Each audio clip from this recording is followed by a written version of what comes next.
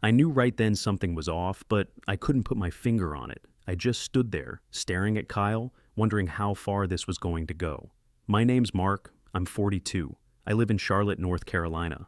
And that morning, I walked into my office like I had every day for the last 8 years. Coffee in one hand, laptop bag in the other. I expected the usual peace and quiet. Instead, I found a pair of muddy Timberlands propped up on my desk like it was some college dorm. My chair, the one I'd spent years adjusting for the perfect lumbar support, was already occupied by Kyle, some fresh out of college tech bro in a faded Patagonia hoodie with his hair slicked back like he was starring in his own little startup fantasy. He didn't even get up, just looked over his shoulder, grinned like we were old pals, and said, "Yo, you must be Mark, right? Your old man said you were a good guy." My old man? What the hell? Quick note, before listening, share which city or country you're watching from. I didn't say anything at first, just stood there, stunned. Kyle barely looked at me while snapping a selfie with my nameplate in the background. He added some cringy caption like, "Finally running this place." And then, get this, he tagged the company. The whole situation felt like someone sucker punched me in the gut, and I was just now catching my breath. But I kept my face straight. I'd worked too damn hard for this. Built the company's entire internal ops from scratch. The back-end systems, the vendor pipeline, the integration tools, all of it. And this kid, this hoodie-wearing intern with zero credentials, he had no idea who I was or what I'd built. He sure as hell didn't know what I was capable of. I asked, calm as I could, "Who told you to sit here?" He shrugged like it was no big deal. "Your dad, Mr. Connolly. He said I'd be shadowing leadership and getting to know the ropes. Said I could settle in here for now." For now? I looked around the office, my office, and saw a half-empty Starbucks cup, sweating on a stack of project folders I'd prepped the night before. He hadn't even moved them, just plopped himself right down like he owned the place. That's when it clicked. This wasn't a misunderstanding. This was a setup, and not some casual mix-up either. This had been planned. Kyle had been sent in, and someone had made a decision without me. I clenched my jaw, forced a nod, and backed out of the room without another word. But in my head, the pieces were already falling into place. Because what Kyle didn't know, and what they'd all forgotten, was that I had already set the trap months ago. I didn't flinch, didn't argue. I just kept walking. Right past Kyle and his smug little smirk, straight down the hall to the printer room like I was getting something for a meeting. I pulled out my phone, tapped into my files, and opened the folder I'd labeled 6 months ago. Failsafe. That deal, the big one, was days from closing. A Fortune 500 company was about to buy us for 8 figures. Everyone in the office was buzzing about their bonuses, their promotions, the new titles coming their way. But none of them had seen the cracks. I had. I'd worked too many late nights not to. I knew this company inside and out, and I knew it wasn't built to survive a hostile takeover. So, while they were busy measuring the new drapes, I was tying every single core function, our operations, system backend, licenses, middleware, directly to my LLC, quietly, legally, without a word. I pulled up the merger agreement and found it, Clause 7. I'd flagged it when I first saw it. Any breach of confidentiality or misrepresentation of authority by any employee may result in immediate termination of the agreement. Kyle's post, the one he captioned, "Finally running this place?" Yeah, that right there, that was misrepresentation. Public, time-stamped, geotagged misrepresentation. While the documents printed, I took a screenshot of Kyle's post, zoomed in on the timestamp and the office location tag. I slapped it on a clean Word doc, labeled it Exhibit A, printed that too. I slid everything into a manila envelope. On top, I stuck a single yellow post-it, 3 words, Clause 7C.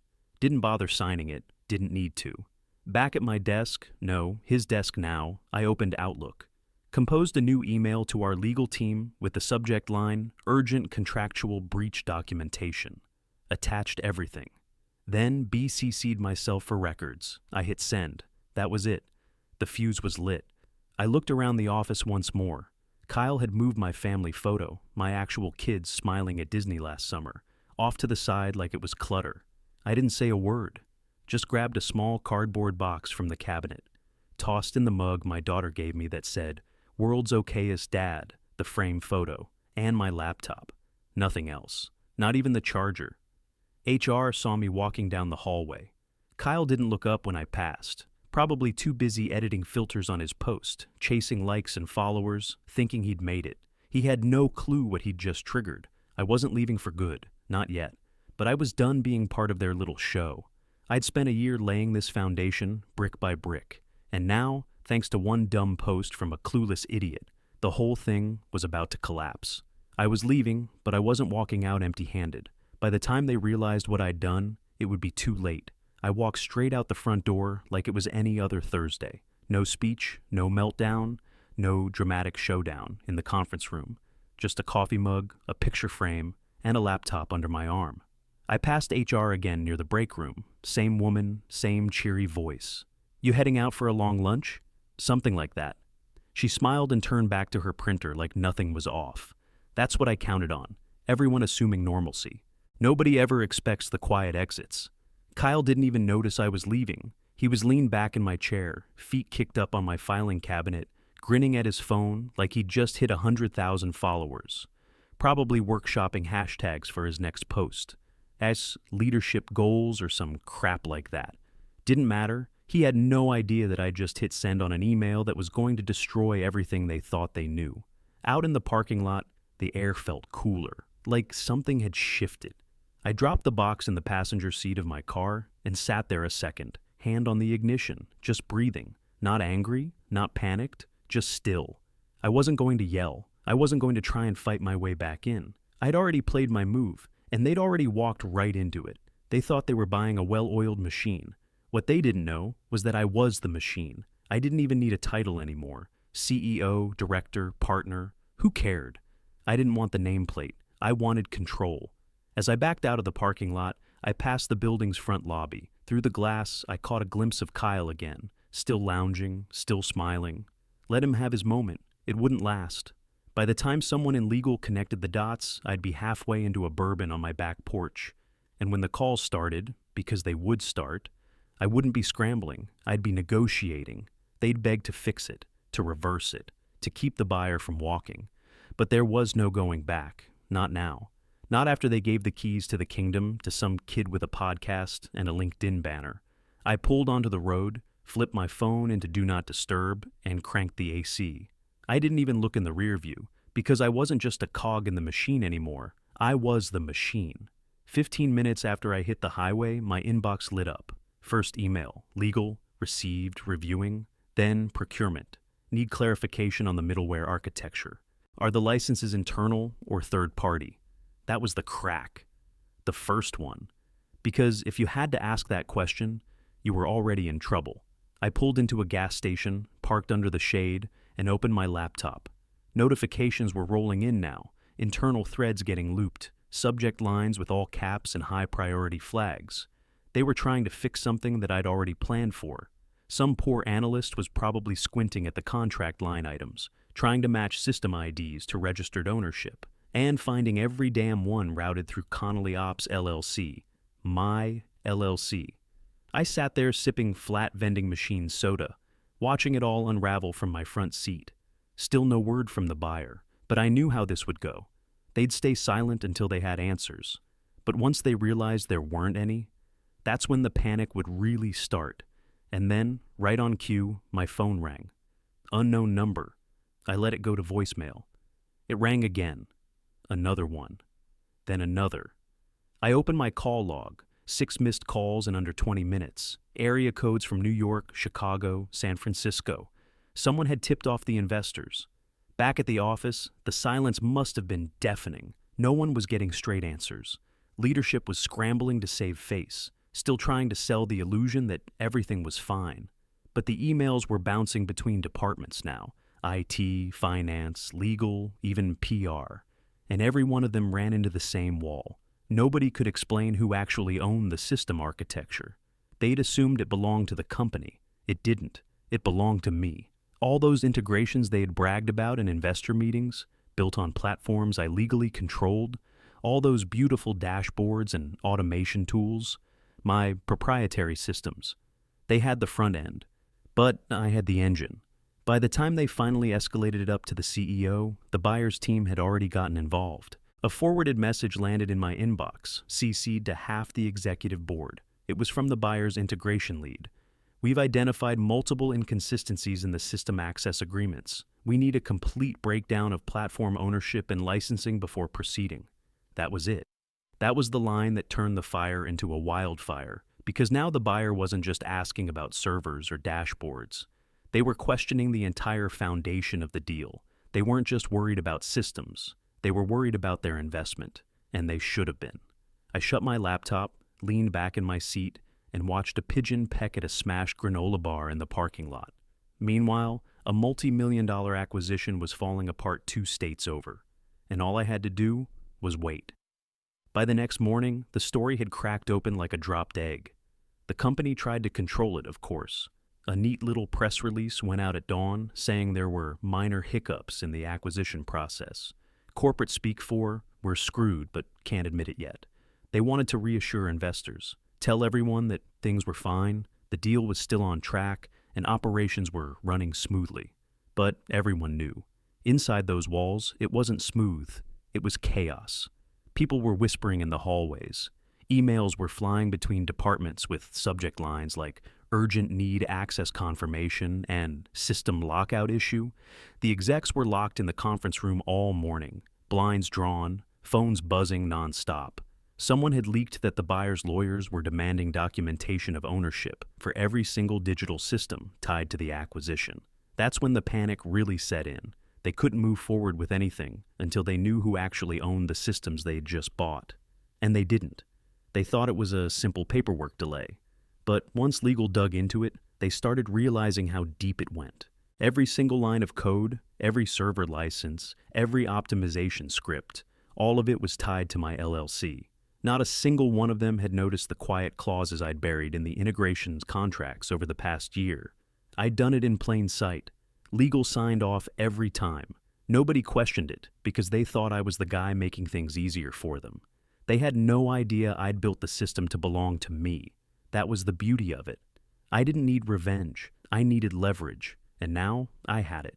Late that afternoon, my phone started buzzing again. This time it wasn't random numbers. It was familiar ones. My old boss, the head of finance, even the CEO. I didn't answer, but I listened to one voicemail. "Mark, we just need some clarification, okay? We're not sure what happened with the licensing transfer, but the buyer's team needs answers before close of business today. Call me as soon as you get this." I could hear the strain in his voice, the fake calm cracking under pressure. I poured myself a drink, leaned back in my chair, and let it play again. They thought they could push me out. Now they were begging for answers. I'd spent years being the quiet one, the guy who got things done while the execs took the credit, the guy they could overlook, underpay, and talk over in meetings. Not anymore. When their legal department finally figured it out, it was already too late. The code, the servers, the hosting agreements, every single component was registered under my name. They couldn't just transfer it, couldn't rewrite it. The entire infrastructure of the deal was locked behind my LLC's ownership. They couldn't unscramble it if they tried. By sunset, the acquisition had been officially paused. By midnight, paused had turned into under review. And by the end of the week, it was dead. There was no fixing this. The deal was over. By the time the buyer's lawyers stepped in, the damage was done. The merger wasn't on life support. It was bleeding out. My old CEO tried to spin it, stood in front of a room full of people and said Kyle's post was a joke, that it was taken out of context. Please.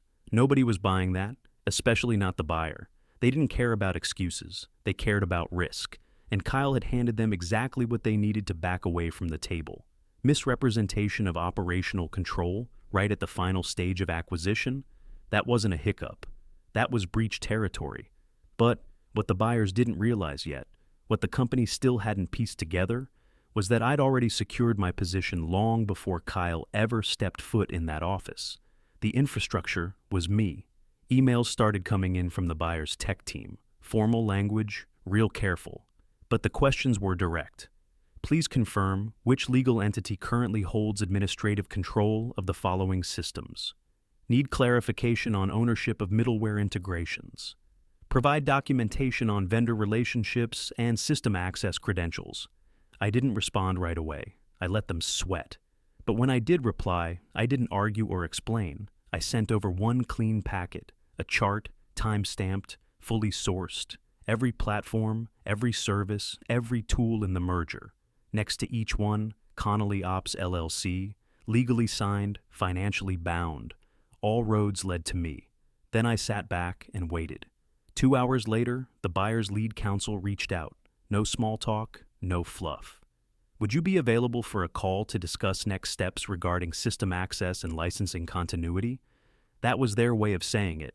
We can't move forward without you. They had no choice but to come to me. My name wasn't in the merger press release. I wasn't on the board, but I was the one holding the keys to the entire thing. I kept the call short. I'm happy to talk, but I'm no longer with the company, I said. Any future access discussions will need to go through my office. Dead silence on the line, then, understood. We'll be in touch with a formal proposal. They knew. They knew they couldn't proceed without me, but they couldn't just pretend it didn't happen either. The SEC would tear them apart if they did. And as for the company, the people who thought they could toss me out like dead weight, they were watching the whole thing unfold with their hands tied. I was the backbone they didn't even realize they'd been standing on, and now there was no deal unless I said so. They called me in on a Tuesday. Same boardroom where they used to ignore me during strategy meetings. Same long table, same glass walls. Only this time, the tension was thick enough to choke on. The buyer's rep was already there when I walked in. Sharp suit, cold eyes, folder in front of him. Didn't offer a handshake, didn't need to. The board members looked like they hadn't slept in days. No greetings, no fake smiles, just straight to it. The buyer's rep slid the folder across the table. Revised terms, he said. Licensing agreement, triple the original number. I didn't even touch it. That's nice, I said. But I'm not here to be your vendor. He raised an eyebrow. What do you want?